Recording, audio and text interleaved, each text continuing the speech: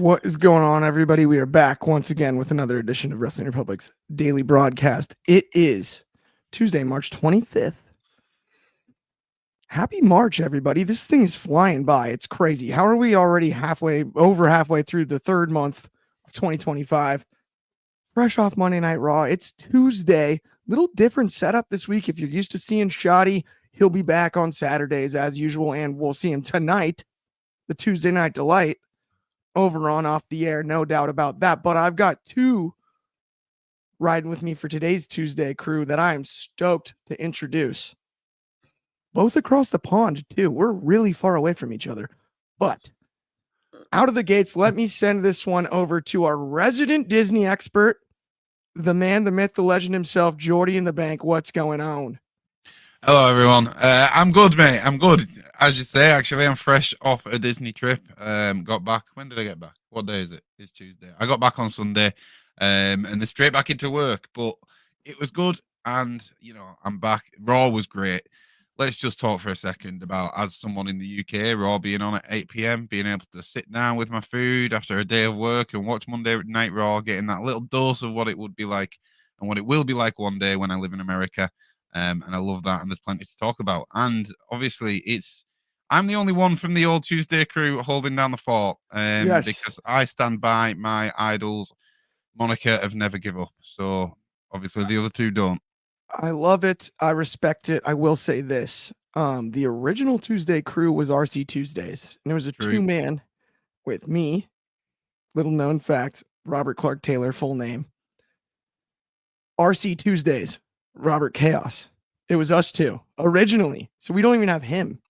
But what we do have, it's not St. Louis, but he's out in the UK. It is Big Arch. What's going on, Archie?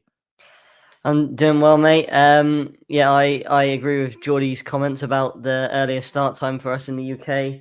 It was a great crowd last night in Glasgow, so shout out to Wrestling Republic's Soul, who was in the crowd last night. And yeah, it was a pretty good show. I think there was some up and down moments, but I'm excited to get into it. And let's get into it. Absolutely, as you mentioned, that show was in Glasgow. 100%. Can I just be say more something fired up about it. quickly? Of course you can. You don't even have to raise your Thank hand. you. What is this Hey, class? listen, we're polite in here. I just spoke to, like you said, so Soul was there last night, obviously host of the Soul Sessions, lifetime John Cena fan, and he was there last night.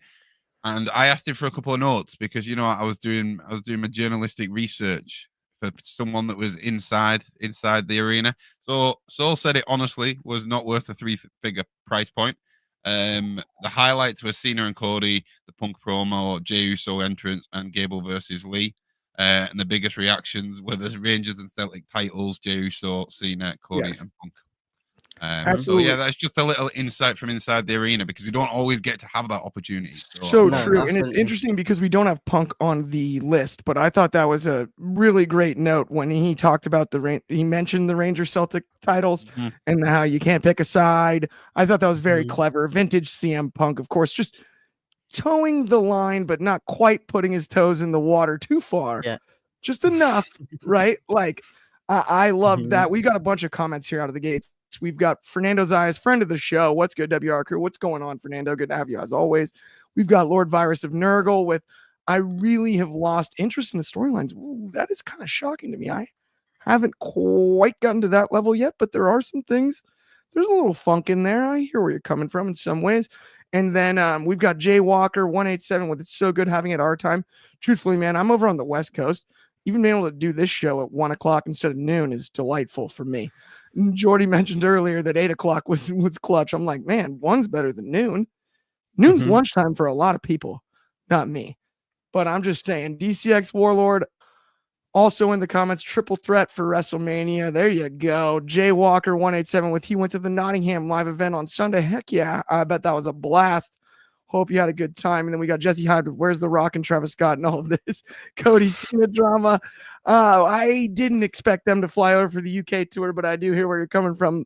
There's some dots to be connected as far as that's concerned. We've also got It's a Tatum Paxley Tuesday. It will be tonight when Shotty's on the show. There's no doubt about that.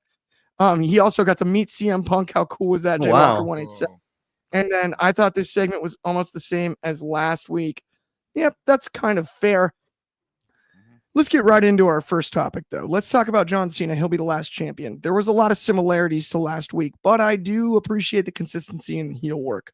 So I hear a little bit where Fernando's coming from on that comment, but at the end of the day, I get it. He said one thing that's really important, and you can see it in quotes over there on the delightful graphic the great Ben Allison produced for us. John Cena, I'll be the last champion. I loved that. He tickled all the Ric Flair fans that are left out there. He messed with all the records. He joked with all this stuff. I dug this from top to bottom. Once again, Jordy, as I said resident Disney expert, but truthfully, there may not be a leader of the C Nation without Jordy in the bank. Talk to me about this one, Jordy. I thought it was brilliant. And again, like you just said, he's leaning into this heel stuff and he's so good at it. These promos, I don't think they're off the cuff. I think he's written these. I think he might have written these a long time ago. And stuff like just the way he's catching them out, the way he's catching, like, by saying stuff and then saying, "Oh, when I speak rhythmically, you say what?" And then there was almost like a lull of silence where you're like, "Oh, look, he goes." And it was great. I'm just at a point now where I need to hear him talk to Cody. I need to hear him say something to Cody or do something to Cody, because it's all well and good in cooking the crowd. Like, it's great, it's fantastic, and he's doing a stellar job of it. But I still need to know why, and I need to know if there's something personal in this, if he's got something against Cody, or if it's just, you're in the way and I need to win 17. And unfortunately, you're the champion right now, which means I'm gonna have to beat you. Like, I don't know if it's that, or if it's like, no, you should never have been champion. You wouldn't have been champion if it wasn't for me. Seeing how the crowd have unanimously cheered you over the past 2 years when half of them always booed me. Like, whether it's that, whether it's a resentment that's built up, I want to know. And I really hope, I said this last week, and fair play to Fernando Zayas, and it was a kind of a little bit the same. Yes, the words were different, but the kind of bulk of what was happening was the same. He was going to come out, cook the crowd. Cody was going to come out, call him out, and then he walks away. It's that kind of same recipe. So I can understand the frustration, and that's why next week I really need in London for him to turn and actually talk to Cody, for Cody not to let him walk away, and for them to actually have a bit of discourse and tell us why, apart from obviously this chase for the title. I totally hear where you're coming from on the tell us why, and all of that. And even to address the idea of why he aligned with The Rock. How's The Rock and how's Travis Scott involved in all of this? But I had kind of a revelation last night, and I thought about it, and I was like, well, wait, he already told us he's not going to tell us. He's taken his ball and gone home every time. And he doesn't need to right away. We will find out in some regard. What I don't want it to be is finally he just gives us what we want, which is the answer and the reason. I want it to sort of be forced out of him in a way, and I think that is a role that Cody needs to play. Cody needs to force this information out of Cena, Rock, Travis Scott, whoever it is of the three. But John Cena is not giving us what we want. And last night, and I'm not trying to disagree with you at all, Jordy, because I am as curious as anybody, but the suspense is killing me, right? Don't take it away just yet, would be my thing, right? Like, don't like, it makes your skin crawl. Like, you want to know what is the deal. I think it's all it is. It's because there's other sections and other segments within the show. Like, for example, CM Punk coming out without Seth and Roman, and it's like, tell us more. And it's like, I feel like we're not moving forward because I've not heard Cena talk to Cody yet. I've not heard these three. I've not seen him sign a contract. Like, so I think it was just probably a build up, and like that is an looking back like that outstanding point, because I think Cena should be the only storyline where that applies. the mystery the way that it is. The Punk one was a really solid promo, but it didn't move things as forward as you would hope.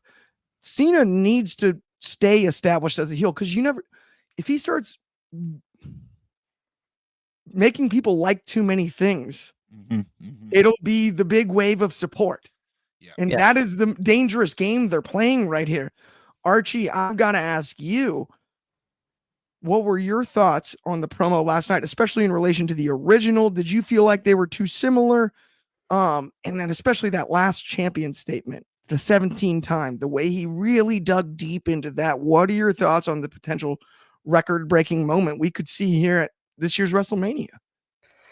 So I thought last night's segment was I thought it was very good. It wasn't exceptional like last week's. I do understand where people are coming from, where it might have been quite similar.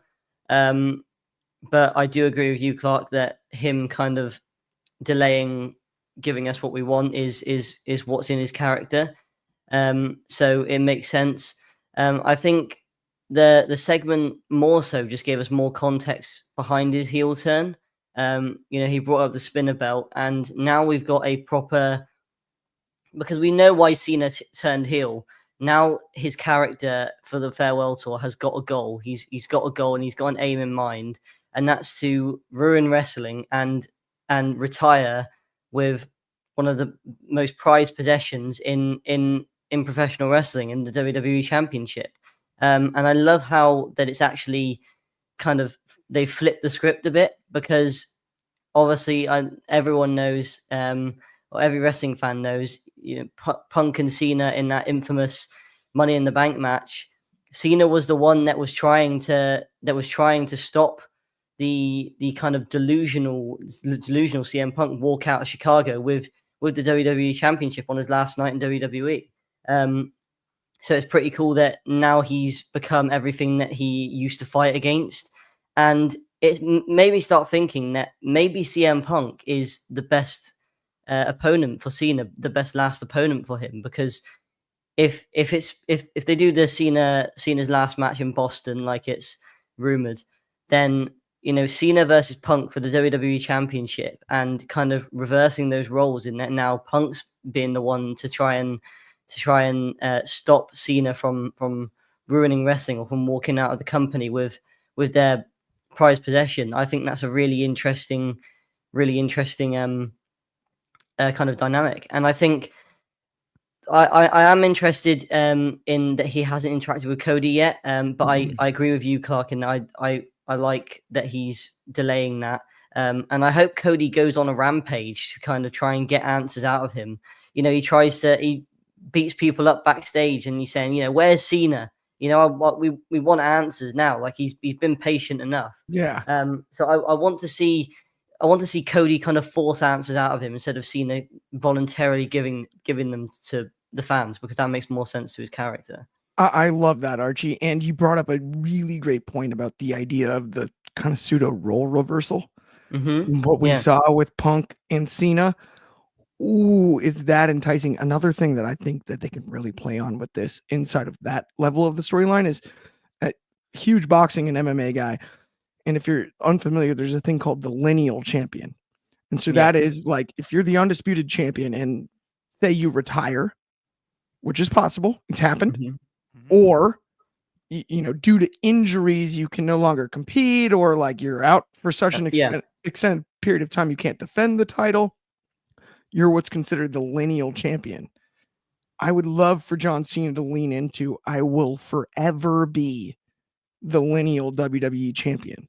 There will always be a question mark hanging over this belt. If he starts saying things like that, just pulls on your heartstrings, like, because then there's a question mark hanging over the title itself. Yeah. For eternity. I actually think, and it might be a hot take, Cena retiring with the title is incredibly interesting in that it kind of changed the whole landscape of WWE, and you can play off that. And I know a lot of people have been complaining that there's two world titles and they think there should just be one. You could always kind of have Cena retire with the WWE Championship, and then you use the World Heavyweight Championship as the main one. But yeah, I thought it was a great segment. 100%. And I think the other thing about this is, truthfully, so say I have the pencil, I get to book it, right? Mm-hmm. I think he does win the 17th title, is threatening to walk away with it, goes the lineal, I'm the lineal champion forever route, and then someone hits a buzzer beater and he goes out on his back like an old school pro wrestler would. Yeah. And puts over the next guy, whoever that may be. Could be Cody again in a rematch or something like that.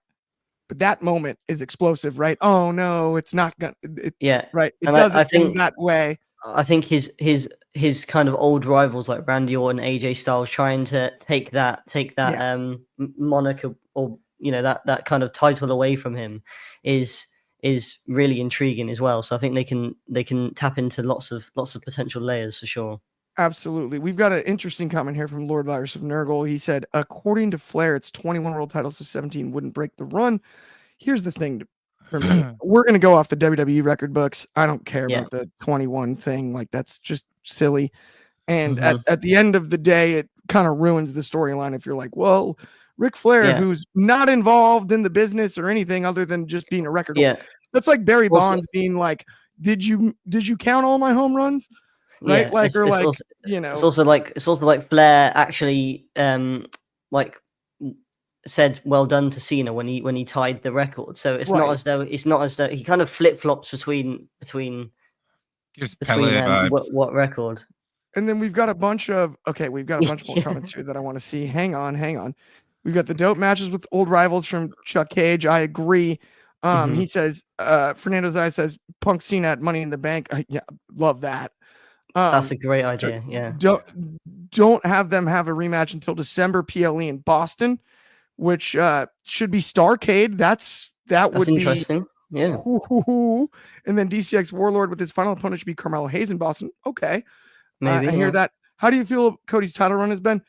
Honestly, we got to get to the next segment, my friend. We can't. That could take the rest of the show. Oh, but back to the regularly scheduled program. Let's talk about El Grande Americano.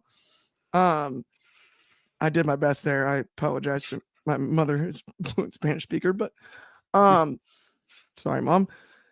But we're all pretty confident it's Chad Gable, or at least Michael Cole is. McAfee seems to not be convinced. He picks up the victory via some pretty heelish tactics, removing the mask in the match of his long-established lucha opponent. I found it from a comedic standpoint funny, but this one is one that doesn't need to drag out. We talked about how like some of these storylines should be long-term. This needs to be told quickly. I think it can be told quickly and become tasteful and be fun, but we don't need to sit in this for a long time. And I'm going to go straight to you, Jordy, when it comes to this one. Break it down for me, man. Make it make sense. Timing is everything. And there's a time to do something and a time not to. There's a time to lean into a gimmick and there's time not to. There's a time where something will be funny and there's a time where it won't be funny. Right now, I don't think necessarily leaning into this gimmick in the almost, I don't know, fancy dress costume way that they are with the music and stuff, I don't think it is necessarily the best idea.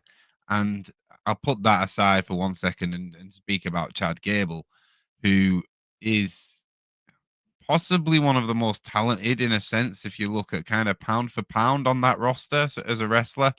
And I just feel right now it seems like a wasted opportunity for Chad Gable.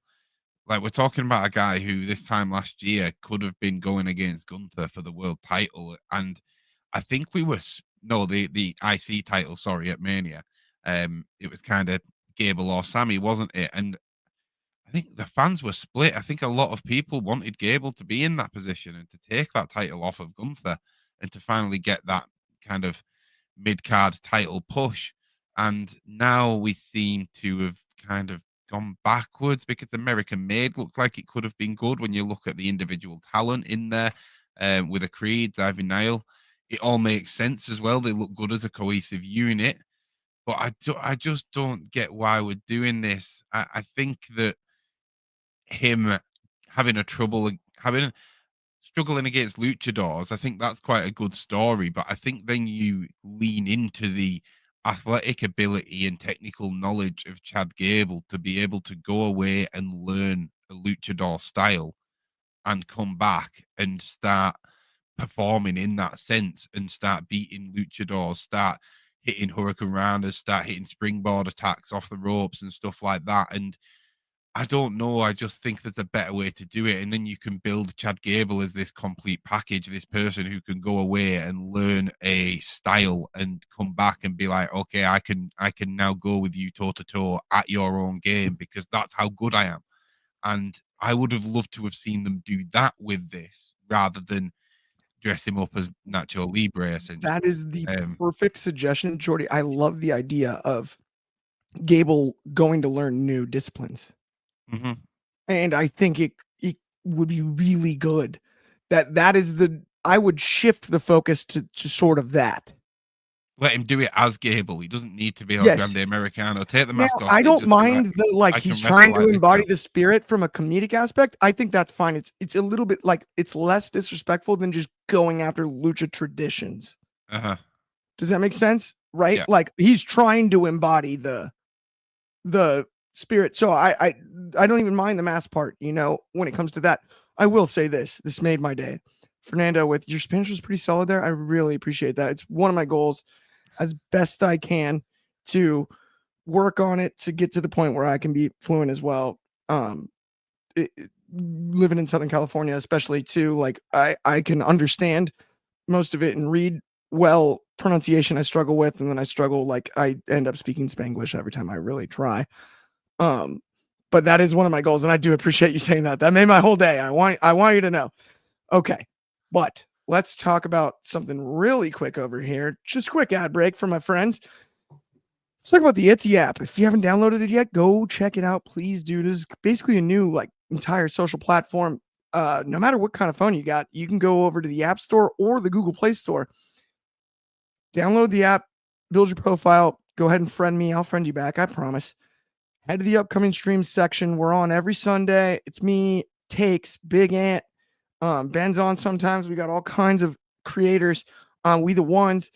And the best part is, as long as you got a cell phone with a camera and a microphone, and you don't even have to turn the camera on, you can jump on and argue with us for a couple minutes during the stream. Whether you want to talk to me about Cody Rhodes or John Cena or whatever it may be, please enjoy. It's a really, really fun, cool thing that we're doing here. And, early access. This is something very, very cool we've got. But speaking of cool, let's keep it rolling on today's show. Io Sky versus Rhea Ripley announced. Special guest referee, Bianca Belair. Now we're talking. Let's get funky. So we're not just going to go with the contract signing counts. Yeah. He said scribbled signature. I can't lie. That kind of offended me. My handwriting's not very good, and my signature kind of looks like a scribble. You can make out the RCT. I basically write my initials just big and loopy. Right. I don't think we should be so judgmental about signatures. I thought that was a little unfair of Adam Pearce. Big and loopy, that's my nickname. Whether it was on the dotted line or above the dotted line, she did sign it. Calling it scribbles seems like punching down. What does he have? One of those perfect signatures with like a loop-de-loo and a underline and some real slick? Who do you think you are, AP? I don't know, Archie. Explain this one to me. Are you excited about the match? And how do we get to this triple threat we all are relatively confident Mania is going to end up being? So the segment for me the whole situation really had some good points and some questionable kind of decisions made storytelling wise. I'll start off with the good is that I'm incredibly happy they haven't gone with Rhea's signed her name on the contract. So that means she's in the match. That would be an incredibly lazy way to do it. And I understand that WWE have kind of pick and choose when to introduce rematch clauses. matches, but this was the right time to do it, because, you know, in a way, Rhea actually, you know, was being nice, I guess, to give Io a title shot. So she does kind of deserve a rematch. And I think Rhea getting screwed out of the match is a good way to add her into the WrestleMania match. It's a lot better than the contract signing one. And I also like that kind of 3-person brawl we got between Io, Rhea, and Bianca, giving us a bit of a taste of what that triple threat will look like. I was very surprised Bianca was getting booed in Glasgow. She's gotten booed a lot on the European tour. So that I've said it before in Wrestling Republic's group chat. I think Bianca Belair will be turning heel, and this can be a great way of turning her heel. You know, kind of. I remember Becky Lynch said her reason for turning heel on Bianca was because they said that these fans will love you 1 minute and then they'll turn on you on the next when somebody new's coming in. So she can kind of play into that. The bad things I didn't like about it was adding Bianca as a special guest referee, because although that's intriguing, to me it doesn't make sense like adding Seth Rollins to the Drew and Punk match at SummerSlam, for example, as a special guest referee. It kind of makes Adam Pearce look a bit stupid and look a bit kind of goofy, because, you know, he's trying to get a WrestleMania match set and sorted without any shenanigans, and he makes the special guest referee someone that, well, Bianca is someone that, look, she has frustrations with Io, but she's made it clear throughout that she much prefers facing Io at WrestleMania than she would do Rhea. So, you know, she constantly made that. Did you ever think, Archie, maybe AP wants the triple threat? I can't lie to you, Arch. I think you're being a little biased here. She's not going to be wearing stars and stripes, just stripes. No, I agree with the sentiment. It does. I hear where you're coming from, Archie. I'm not even. I would genuinely like it if he came out. So then, obviously, it all explodes again, and then they all say, "Right, no, let's just do it. We all fight each other at Mania," and then Pierce is there like, "It's plan all along." Fernando said what kind of I was thinking here. Bianca will create controversy next week, and the triple threat will be official. Yeah, 100%. Now, referee, but I don't think it, so. I agree with almost everything you said about it, other than I don't think it makes Adam Pearce look stupid, because what I liked about it was it didn't make him look stupid. It made him look like he lost his cool. He was so frustrated. He goes, "You know what? You referee the match." Right. And I kind of dug the way that was delivered. I don't think it actually made him look stupid. I think it made him look like he was just which to be fair, tablecloth at the dinner, like I ordered the salmon. I said it 5 times. Yeah, which to be fair is a constant thing that we've seen with Adam Pearce, is that he's a bit of a hothead kind of GM. Is that he kind of just, once he gets annoyed, it's like with the Seth Rollins and CM Punk one. He's just kind of like, I dig the character change. Yeah, he's easily able to be able to be forced into making matches. Right, and what I like about that is there was a juxtaposition when Aldis was brought in, where they're similar. We as hardcore fans all know their background. Yeah, we all know that they're actually like legit butt whoopers, for lack of a better way to put it, right? And so they were like, you know, by the book. They weren't really heel or baby face. They're booking matches. They're doing their job thing. I like the separation in character, because Aldis, I think Pearce sort of had to adjust when Aldis came in. Otherwise, they'd be too similar. One of the two did. Yes. Right? And Pearce, being the veteran, being in that gimmick longer, sort of evolved. I appreciate that. I think that's something we're going to look back on and go, actually, that was smarter than we realized while it was happening. Yeah, I guess I didn't. I mean? I didn't see it that way, to be honest, and it's kind of changed my thinking about it.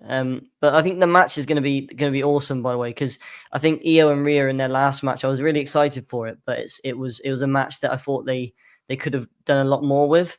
And I think this match in London, a hot London crowd, with Bianca as special guest referee, I think it's going to be awesome. So yeah, you've kind of swayed me on. Sorry about that. Yeah, no, I think the drama they've given the right theater, to your point, though, by the way, there. And I wasn't even totally trying to sway you, but that's kind of where my brain was at, was they've given the right theater, London, for the drama that this entails, right? Yeah. We It'll know main this has event. drama with a special guest referee as such. This has drama written all over it. Mhm. But the theater of it will be ideal, Mhm. 100%. And let's Bianca go Bianca right was ahead. so I was going to say Bianca will be the first special guest referee in a match since the new referee uniforms have been added in as well, which is Oh, she'll be interesting. designing her own, mate. Don't worry about Oh yeah, that. probably. Absolutely. 100%. And Fernando has a great comment. He goes, Pierce seems over his head almost all the time, LOL. And I go, yeah. That to me, the character change into like the stress case boss. He's so shouts a lot now. Because we still know he's logical, right? Like that's who he was before. He hasn't like completely shifted. He's just shown another layer in the way that he's like, he can get just frustrated. He's like, dang it, like I'm just trying to do the right thing, and like you guys are all like impossible to I know deal what you with. mean, yeah. Like right, like it's exciting to me. But let's move on to our main event here. Let's talk about the Intercontinental title picture. This is interesting. So we got this IC title match last night with Penta and Braun. Braun Breaker wins by disqualification because we've got shenanigans. Tons of shenanigans. Yeah. Gotta love a show that ends with shenanigans, especially when you don't know exactly when the show ends.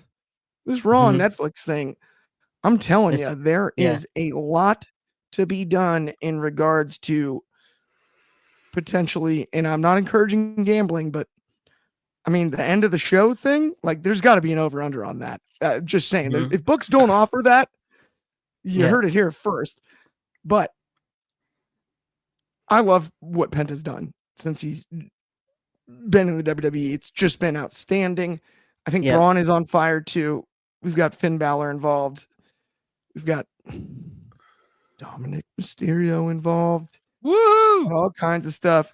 Somehow the Judgment Day ends the show. Finger quotes, standing tall. Yeah. Archie, does this not just have like multi-person match of some style at WrestleMania for the IC title written all over it? And before I actually do toss it to you, I have one more bone to pick. For months, I've been saying, what do you have to do to build up a mid-card title? Build a division. And one night there's like, look at all these contenders. Why don't we do this often? And I'm not saying that we need multi-matches often, but build the whole division where it's like these are the contenders for this. I'm not saying rank them. That is not what I'm saying at all. Do not put words in my mouth on that. But like now we've got a bunch of challengers, and that's exciting. No matter what, right? We've got a lot of conjecture online, Archie, right now about like so-and-so's reign hasn't been good. So-and-so's reign hasn't been good. And that's because like Roman Reigns' reign was so long, I think. But that's neither here nor there. Talk to me about this one in the IC title and what kind of multi-person match are you looking at? And what were your thoughts on the finish last night? So first of all, I want to say that this is 2 weeks in a row now that the Intercontinental Championship is main evented Raw. And there's been a lot of kind of frustrations online that I've seen from fans where they're saying, oh, the IC title is main eventing again. But if you remember when Triple H first took over creative, he was putting US title feuds, IC title feuds in the main event and kind of making, building up to it really well throughout the show and adding prestige to it. And people were loving it at the time. So I don't understand the kind of the flip-flopping on that. I agree that it was a great way to establish 3 different challenges for Braun Breaker, with Finn, Dominic, and Penta. I thought Judgment Day was a bit stupid again, because they're trying to recruit Penta, but then they cost him the match. So as soon as right after they cost him the match, they choose that as the perfect time to ask if he wants to join. So that was a bit stupid, but I love that. I love this match, and I love that we've got so many different contenders for not only Braun Breaker's title, but also Lyra Valkyria's title as well, in our 2 intercontinental champions. And as for what multi-person match I'm looking for at WrestleMania, I think a Fatal 4-Way could be very interesting, with Finn and Dom in there, and Penta and Braun. I think that kind of dynamic of Finn and Dominic would be really intriguing. And of course, we know how good Penta is, and Bron Breakker. Bron Breakker is somebody that doesn't get enough credit for his multi-person matches.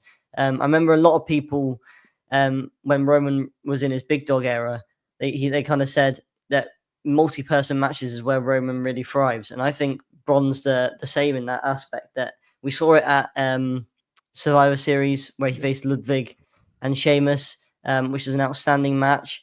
And I think a fatal four-way would be the most interesting move to me. But I absolutely loved the match, and I'm excited to see where this goes. I hope Penta and Braun run it back though, because I want to see a match finish without shenanigans, as you said. But I agree. So we've got an interesting comment here. It's Bron Breakker should lose the IC title at Mania and eventually win the WWE World Undisputed title from Cena, maybe at SummerSlam. Okay.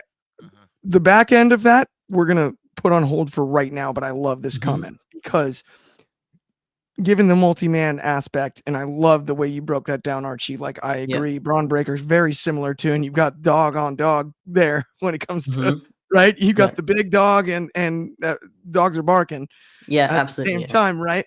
But I think Bron Breakker should lose the IC title at Mania, but he should not be pinned for it.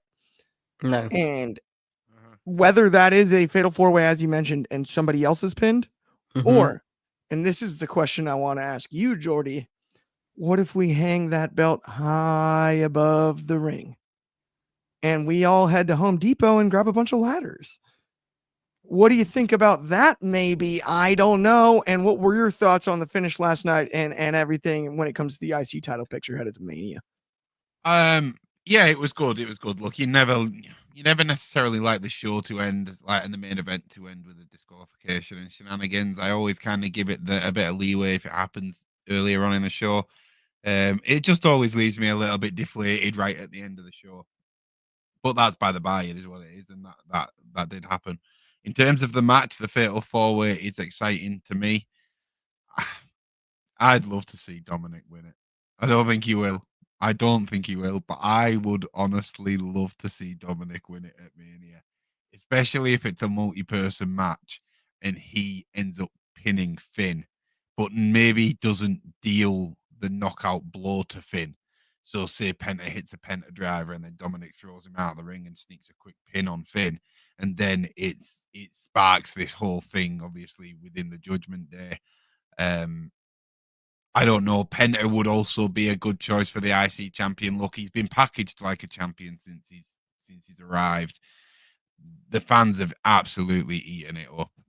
I'm always kind of in favor of strike while the iron's hot, because you never know how long it's going to be hot for. And I said this with Gable last year, and now look where we are. So I don't think Penta would be a bad idea either. I do like the idea of Breakker being potentially the person to retire Cena, because I mean, anyone of John Cena's age, if you're going to get hit with that spear that Bron can dish out, then that could end a career. Like, I'm only 31, and I reckon if Bron hit me at full speed, he could end my career.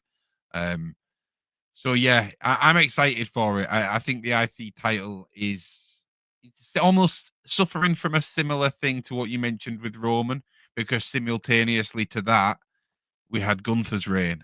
Right. And I think everyone had got so used to champions going on these long reigns and never getting pinned throughout that whole time. And I'm not against a champion that kind of gets pinned on a build up to a title match, but then manages to pull it out on the night. And because they always do, because they're a champion. So when it gets to the PLE, when it gets to them defending the title, then they always pull it out of the bag. So like, I think for a while we got so used to the unpinnable, unbeatable Gunther Roman Reigns situation. So I like that this IC title, especially obviously it had a bit of hot potato with Jay and Braun, didn't it? And now I think we're starting to build it, like you say, build a good division again. Yeah, and that's the thing too. For me, I've got this just vision when it comes to the Fatal 4-Way, because I think we're all in agreement here. Fernando's on the same page. I'm loving the Fatal 4-Way idea. Like, the reason I said ladder, because you mentioned Dom potentially winning. And I just had this idea in my head last night watching the show where Braun, Penta, and Finn can put on the ultimate spot of Mania spots, the crash and burn, the craziest thing, whatever it may be, whether it's Braun delivering the spear, whether it's off of something, whether it's Penta doing something crazy, and it's all of them are involved.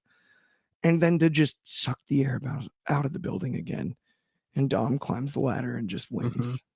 And that's why I wanted ladder match, right? And you can avoid the pin in that way.